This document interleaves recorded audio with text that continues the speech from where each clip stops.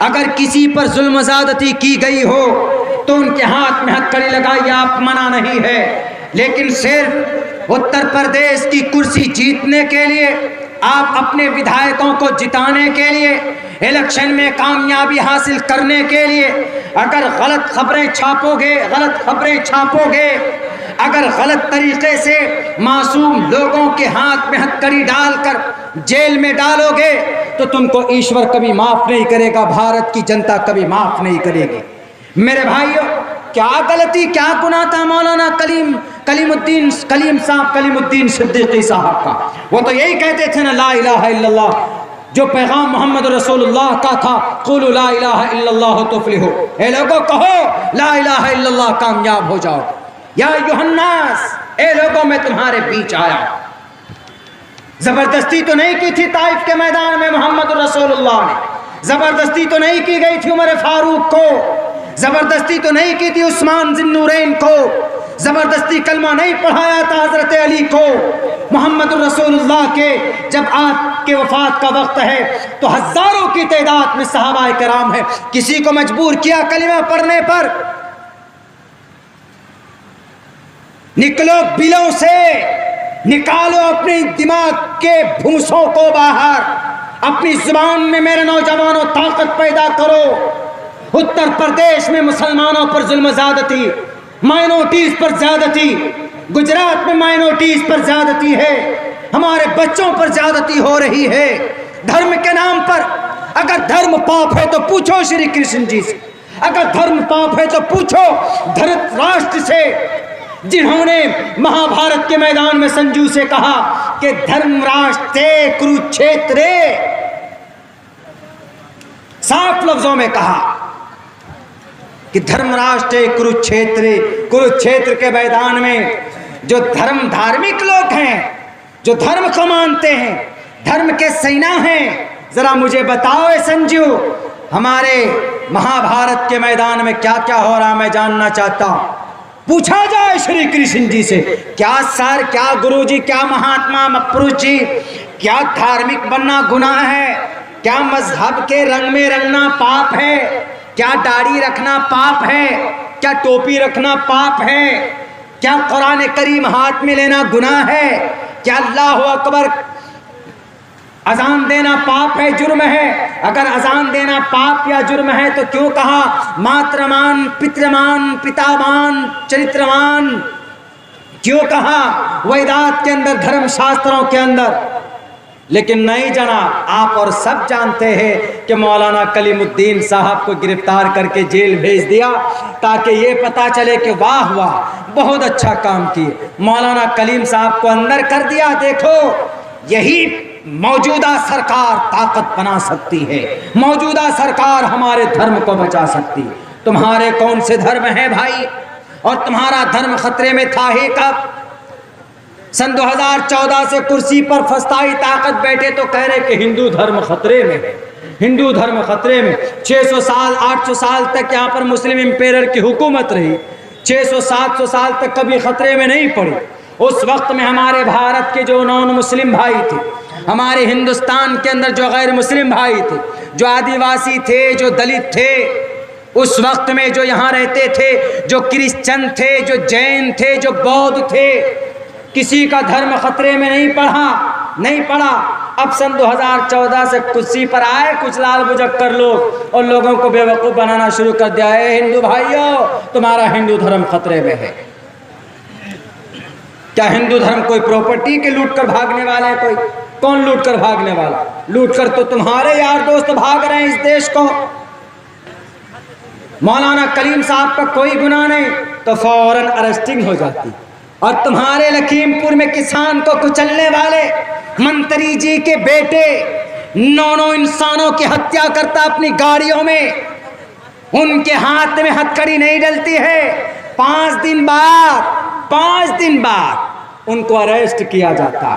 مولانا کلیم صاحب کا کوئی گناہ نہیں، ان کو بیچارے کو جوڈیشل کسٹڈی میں ڈال دیتے، اور منتری جی کے بیٹے کسانوں کو رون دے کیونکہ منتری جی کے بیٹے ہیں، وہ ان کے لیے قانون ویوستھا شاید الگ ہے، لیکن نہیں، بھارت کا سمویدھان بھارت کے آرٹیکل کا 14 نمبر کہتا اکوالٹی بیفور لا. منتری کا بیٹا ہو کہ ایک چائے بیچنے والے کا بیٹا ہو, اکوالٹی بیفور لا, سب کے سب برابر. لیکن کرپٹ لوگ کرسی پر بیٹھ کر اپنی طاقت کا ناجائز استعمال کرتے اور دھرم کو لڑانے کے لیے استعمال کرتے. میرے بھائیو, محمد رسول اللہ صلی اللہ علیہ وسلم 40 سال میں نبوت دی گئی.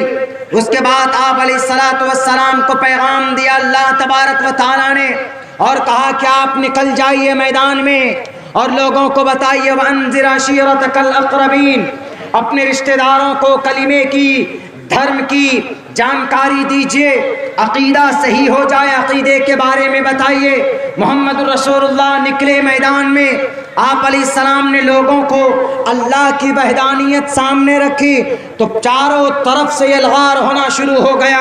کبھی کبھی آپ کو مکہ المکرمہ کے صحن میں آپ جب عبادت کرنے پہنچتے تھے تو آپ کے گردن پر اوجڑی ڈال دی جاتی تھی, کبھی کبھی آپ کے گردن میں کپڑے ڈال کر ایسے گھمایا جاتا تھا, اور کبھی تو ابو جہل آپ کے سر کے اوپر اینٹ یا پتھر مار کر لہولہان کر دیتے تھے. میرے بھائیوں, میرے ساتھیوں, بتائے دنیا کے اندر کوئی ایسا مہاپروش ہو جنہوں نے پھر بھی اتنے ظلم برداشت کر کے, اتنی ساری پریشانیاں برداشت کر کے, اتنے سارے تکلیفوں کا سہن کر کے انہوں نے ان کے حق میں دعائیں کی کہ اللہ ان قوموں کو ہدایت دے دے, اللہ ان کو سمجھداری دے دے. یہ پاپ اور جرم نہیں ہے, یہ زبردستی والی کوئی بات نہیں ہے, بلکہ صرف یہ کہتے تھے ایک اللہ کے سامنے سر جھکا لو, تمہاری کامیابی مقدر ہو جائے گی, تم دنیا میں بھی کامیاب بنو گے, مرنے کے بعد بھی کامیابی تمہاری قدم چومے گی. اللہ کے نبی علیہ السلام نے تو کسی پر ظلم نہیں کیا تھا. کچھ لوگ کہتے نہیں جناب محمد رسول اللہ نے تو 23 جنگیں لڑی, 23 غزوات میں آپ شامل ہوئے, آپ کے پاس 9 تلوار تھی. الزام لگاتے ہیں کہ محمد رسول اللہ he was a very violent person, وہ بہت زیادہ ظالم اور بہت زیادہ کرورتا کے ساتھ ان کی زندگی تھی. بالکل غلط, کوئی بیس نہیں. آپ علیہ السلام 13 سال تک مکہ میں رہے, محمد رسول اللہ نے 13 سال تک بھوکے رہے, پیاسے رہے. پاگل, مجنوں, دیوانہ کہا جاتا تھا. یہ پاگل ہو گیا, مجنوں ہو گیا, دیوانہ ہے, کوئی ان کی بات مت سنو. کہیں پر جاتے تھے اسلام کے پیغام کو لے کر, پاگل کہتے تھے, دیوانہ کہتے تھے. لیکن نہیں, محمد الرسول اللہ کا چرتر, ان کا بیک گراؤنڈ اتنا اسٹرانگ تھا, اتنا اسٹرانگ تھا کہ کہا گیا شمبل کرام کو کس براہمن ایسے کہا تمنا بھون وشنو یشش. بنیاد اتنی مضبوط تھی کہ صادق امین 40 سال کے بعد جب نبوت دی گئی, محمد الرسول اللہ کا رعب اتنا تھا کہ آپ علیہ الصلوۃ والسلام کا کیریکٹر سرٹیفکیٹ اتنا اسٹرانگ تھا کہ آپ علیہ الصلوۃ والسلام کے چہرے کو, شکل کو دیکھ کر آپ علیہ السلام کے سامنے کھڑے ہونے کی کسی کی طاقت نہیں ہوتی تھی کہ میں سامنے جا کر مقابلہ کر پاؤں. پھر بھی ظلم و زیادتی کی, محمد رسول اللہ نے اپنے دھرم کا پرچار کیا, اپنے مذہب کو سامنے رکھا. مذہب کا پرچار کرنا آج کے زمانے میں اگر کوئی کرتا تو یہ ہمارے محمد رسول اللہ کا, قرآن کا, شریعت کا یہ پیغام ہم کریں گے اور ہم کر سکتے, ہم کو کوئی منع نہیں کر سکتا. لیکن میرے بھائیو, آج ہم کمزور کیوں پڑ گئے؟ آج ہم کمزور پڑ گئے. آج ہمارے بیچ میں, ہمارے درمیان میں پہلی بات تو دھارمک نالج کی جانکاری نہیں ہے. نوجوانوں کو بھی دھارمک, ہمارے مذہبی, اپنے مذہب کی جانکاری رکھنا آپ کے لیے نہایت ضروری, اپنے دھرم کی جانکاری رکھنا نہایت ضروری.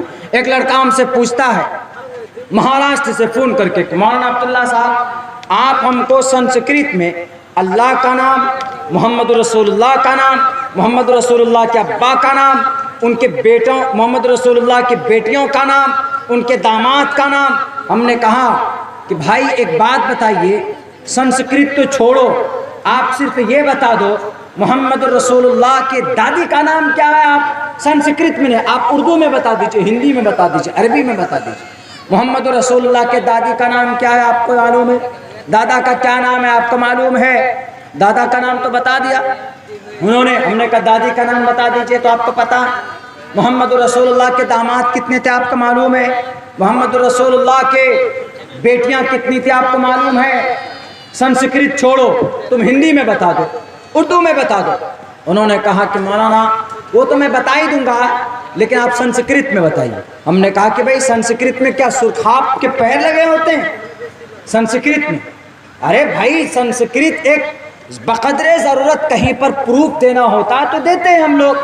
جلسوں میں تقریریں ہوتی ہیں، یہ تقریریں وائرل ہوتی ہیں، یوٹیوب فیس بک کے ذریعے سے ہمارے غیر لوگ بھی سنتے ہیں، ان کو بھی کم سے کم پتہ چلے کہ اگر مسلمان دھارمک ہے تو he is not wrong going to the wrong way, وہ غلط راستے پر نہیں بلکہ they are on the right conception concept and faith about God. وہ ایک اللہ کے بارے میں صحیح سوچتے ہیں، ان کا کیا عقیدہ ہے تاکہ ان کو سمجھ میں آئے، کیونکہ ان کی کتابوں کی تعلیمات تو چھپائی گئی ہیں، نہیں رکھتے نا سامنے۔ اگر رکھیں گے پول کھل جائے گا، اگر وہ رکھیں گے لوگوں کے سامنے میں تو ان کی دادا گیری ہٹلری نہیں چلے گی نا، اس لیے چھپا کے رکھتے ہیں وہ۔ تو ہم نے کہا کہ بھائی ایسا ہے کہ آپ پہلے تو اپنے مذہبی تعلیم کے بارے میں بتاؤ نا، آپ کے مذہب میں، آپ کے اسلام میں۔ ہم نے کہا کہ how many pillars of Islam are there, اسلام کے کتنے پلر، مطلب اسلام کے کتنے استھمب ہیں، بنیاد اسلام، ارکان اسلام کتنے؟ انہوں نے کہا کہ مولانا ایمان ہے، انہوں نے کہا کہ مولانا جھوٹ سے بچنا۔ اب بتائیے، ہم نے کہا واہ بھائی واہ مولانا صاحب، چلے گا آپ سنسکرت میں پوچھنے کے لیے کہ محمد رسول اللہ کے بیٹیوں کے کیا نام ہے، محمد رسول اللہ کے نواسوں کے کیا نام ہے؟ ہم نے کہا what is need to know about that, what is need, کیا ضرورت ہے اس کی؟ You need to educate about your religion, you need to educate about your salah, you need to religion about your dharm shastra, you need to know about your religious authentic books, you need to educate about your last prophet, you need to know about your the last messenger, about your Quran, about your concept۔ ہم نے کہا آپ کو ضرورت ہے آپ کے عقیدے کے بارے میں جاننے کی، آپ کو ضرورت ہے آپ کے قرآن کے بارے میں جاننے کی۔ ہم نے کہا کہ قرآن میں کتنے پارے ہیں؟ انہوں نے کہا کہ مولانا قرآن میں تو 30 پارے۔ ہم نے کہا کہ یہ بتائیے کہ اما یتساءلون کون سے پارے کا نام ہے، کون سے پارے کی شروعات ہے؟ اما یتساءلون عن النبأ العظیم الذی هم فیہ مختلفون کلا سیعلمون ثم کلا سیعلمون۔ بولا مولانا آپ کیا پڑھ رہے ہیں، قرآن پڑھ رہے ہیں کہ سنسکرت پڑھ رہے ہیں؟ بتائیے، اس کو یہی فرق نہیں ہے کہ قرآن پڑھا جا رہا ہے کہ سنسکرت پڑھی جا رہا ہے۔ ہم نے کہا اما یتساءلون، you don't know about that, it's a part 30 part of the Quran. ارے 30واں پارہ ہے یہ پاگل، کیوں شوق بھی؟ بلا مولانا ہم کو شوق اس لیے ہوا، آپ چونکہ بہت تیزی کے ساتھ میں کہیں سنسکرت پڑھتے، ہم کو شوق پیدا ہوا۔ ہم نے کہا کہ سنسکرت پڑھنے کا شوق اگر ہوا ہے تو بہت اچھی بات، لیکن ایک بات بتا دو، سنسکرت پڑھو گے تو اس سے کچھ نہیں ملنے والا، قرآن پڑھو گے تو ثواب ضرور ملے گا، قرآن پڑھو گے تو اللہ ہدایت کے راستے کھولیں گے تمہارے لیے۔ تو therefore you have to recite and you have to learn, you have to remember about your Quran۔ دھارمک بنو، قرآن پڑھو، اپنی نماز کے بارے میں جانکاری حاصل کرو، اپنے پروفٹ محمد کے بارے میں جانکاری حاصل کرو۔ آج ہم لوگ اپنے مذہب کے بارے میں نہ تو جاننے کی کوشش کرتے ہیں اور نہ اپنے بچوں کو پڑھانے کی کوشش کرتے۔ میرے بھائیو، اپنے بچوں کو اپنے مدرسوں میں بھیجیں، اپنے بچوں کو مکتب میں بھیجیں، اپنے بچوں کو اپنے دھرم کے بارے میں ان کو جانکاری دیں۔ پہلے دھرم ہے، پہلے مذہب کی تعلیم ہے۔